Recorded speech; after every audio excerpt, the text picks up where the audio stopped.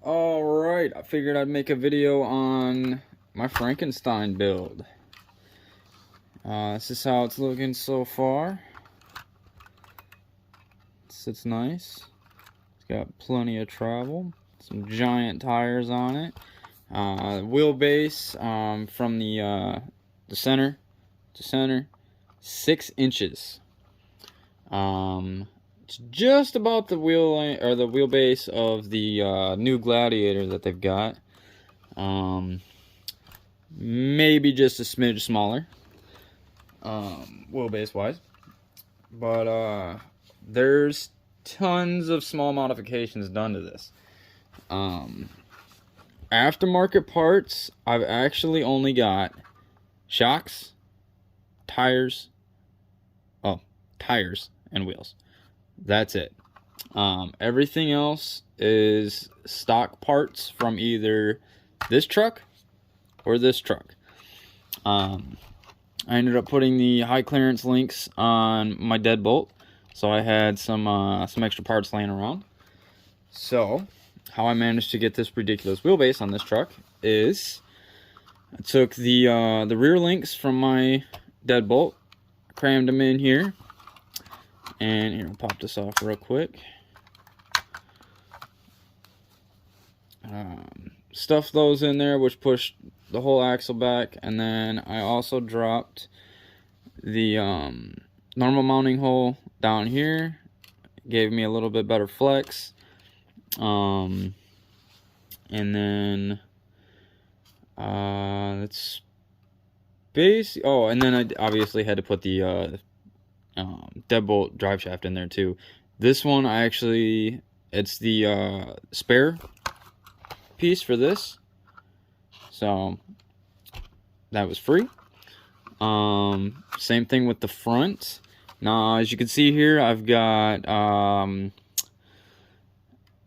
made an oops, so I had to fix that. I originally I tried to push the axle forward, and then my the drive shaft was too long, so I cut a nice little spot out of it, and then I changed my mind how I wanted the axle to sit. I pushed it up even more, and then realized that since I cut my drive shaft, my axle was too short, or my I totally just butchered what I was saying. Yeah, since I extended it, my drive shaft would be too short. So this is actually heat shrink tubing that I just put the two pieces back together, crammed it in there, heated it up. It's just temporary. I'm going to eventually gonna get metal parts, but I'll probably just order. Oh wait, it's not gonna work the way I thought it was. Yeah. Anyways, I'm gonna get a replacement part for that. But the front links on this truck are actually normally the rear links for the C10. Put them in there, and then this was the replacement piece, the replacement drive shaft, which was a different size. I'm still not completely sure which truck that came with, or whether it was to lengthen or shorten one of the wheelbases. I don't know, it was just mixed all in a bin. I just made it work. Now, to be able to get the axle as far up as I did, I had to chop a lot of stuff off. I had to take all this plastic off, I had to take the bumper off, and I actually had to take the entire bumper mount off so the servo could fit in there.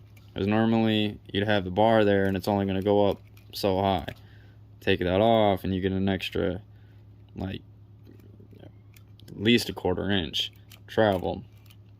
And then also under here where the servo horn comes up behind the bumper, or behind the grill, I had to chop that off too, make a little spot so it could fit. That's just a wheel, or it's just a weight up there, a lead weight.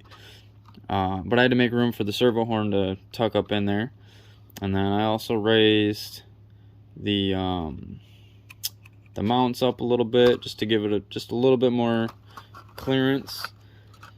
I still got to clean this up a little bit. It's not perfect. I was doing this at like 7 o'clock, 6 to 7 o'clock in the morning, so I just kind of had enough with it. And then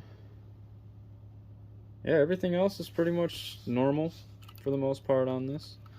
Oh, with these mudslingers though, the foams that came with them, I had such a difficult time trying to mount them on the wheels. And I know it's not the wheels, it was definitely the foam inside the tire, because I've got 2 sets of aluminum wheels for my trucks, and it wouldn't fit. It wouldn't work with either one. But I took the foams out, and since they're non-vented, they're not too bad. But I think what I'm gonna do is eventually, when I get my new tires for this one, I'm gonna cut the tire off of the rim, and I'm gonna put the tire inside of this tire just to give it a little bit more something in there. Probably not something people would normally do, but this is my truck, and this is what I'm gonna do. So it might just be temporary. I might just rip them right back out. Who knows? We'll see. Yeah, that's what I got for now.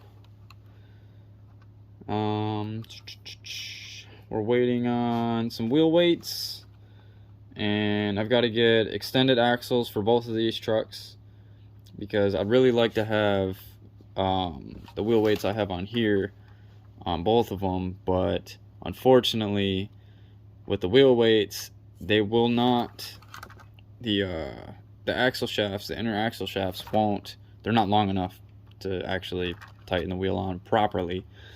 You can get it to work on one of them. I think it was the deadbolt. They kind of fit, but it wasn't, you wouldn't want to go crawling like that, lose a wheel nut. So that's what I got for now. Trying to think. Just got some lead weights in there. Might end up pulling those back out once I get the weight down below in the wheels, and then I want to get, obviously, eventually most of this aluminum, but the wheel weights, extended axles, and the brass diff covers. I definitely want to get those. And then yeah, we'll kind of go from there. This is definitely going to be a project. This one is going to be a project. I've got more parts waiting in my cart to be ordered for my deadbolt. I'm going, we're just going to talk about both these trucks, I guess. Let's rip this out of there. I found some nice Trill, or purple Trill shocks that I'm going to throw on here just to keep the purple going. I'm not really sure why purple, but that's what I'm going to do. And then I think I'm going to get a bomber chassis for this. I like the deadbolt, but I want something a little different. I like the real trucks. The off-brand stuff like this, like it's not something you see on the road. So I don't know. This is my personal opinion.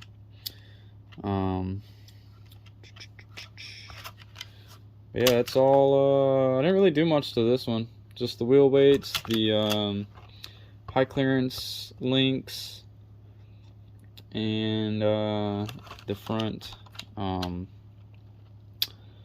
track bar or whatever. Can't think of the correct name for that, but that's all we got on there. Oh yeah, it reminds me. When I go to do the high clearance links on this, that's gonna be a little bit more expensive for this truck, because I have to buy 2 sets. I have to buy high clearance links for the C10 so I can do the front, and I also have to buy high clearance links for the deadbolt so I can do the rear. So, and then probably the same thing when I go to do the axles. But I mean, that's what you get when you start doing projects like this.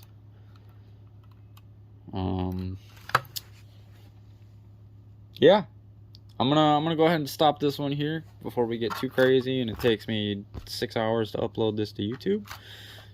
But yeah, any questions, comments, concerns, go ahead, feel free to say whatever. I've got more videos coming, and yeah, I guess we'll see you next time.